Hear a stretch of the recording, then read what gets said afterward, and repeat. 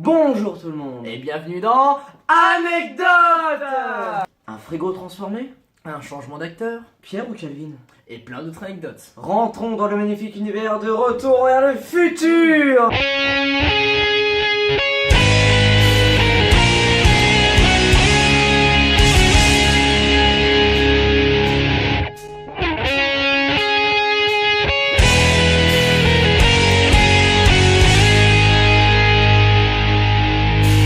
La DeLorean, elle est quand même stylée.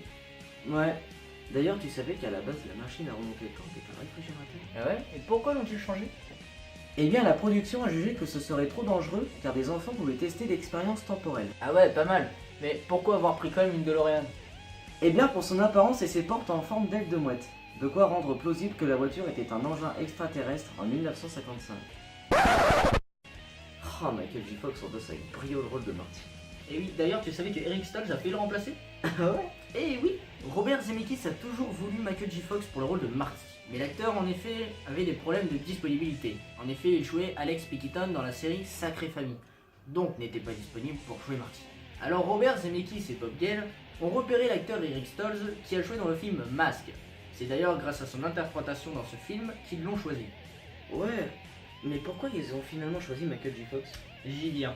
En effet, la performance jugée trop sérieuse d'Eric Stoltz n'a pas plu à Robert Zemeckis, donc le studio Fox a finalement rendu les horaires de Michael J. Fox plus souples pour qu'il puisse jouer Marty.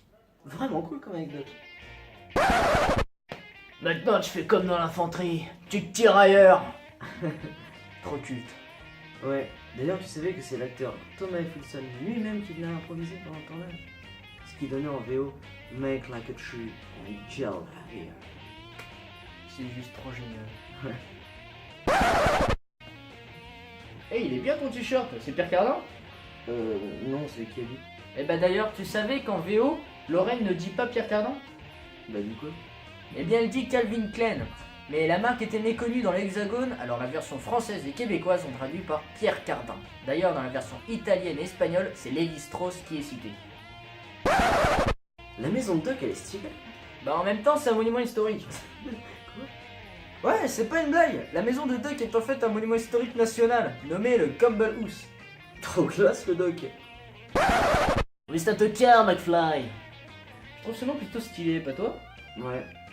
D'ailleurs c'était pas le nom initialement prévu à la base. Hein. Ah ouais, c'était quoi? C'était McDermott.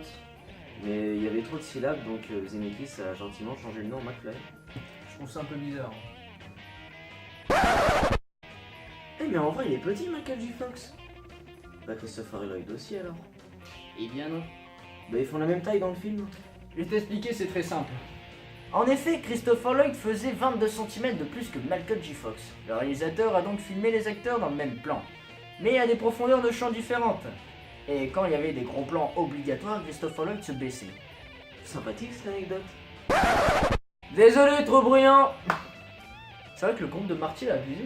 Ouais. D'ailleurs c'est Hugh Lewis lui-même qui lui dit. T'es sérieux? Ouais je trouve ça trop cool. Trop cool. Merci d'avoir suivi ce premier épisode d'Anecdote. Et on espère qu'il vous aura plu. C'est un concept qui permet d'avoir un peu de vie sur cette chaîne car comme c'est déjà écrit, c'est plus facile à écrire. Alors que bugger, c'est plus difficile à écrire parfois. N'hésitez pas à mettre votre avis en commentaire afin d'améliorer Anecdote et Bugger. Au revoir. De toute façon là c'est juste un essai. Un frigo transformé, Un changement d'acteur Pierre ou Calvin? et plein d'autres anecdotes. Rentrons dans le magnifique univers de Retour vers le futur. Balbapapapa. Ta-da-da-da-da-da. Non ça c'est Wii Sport ça. Ah ça on pourrait le garder ça limite.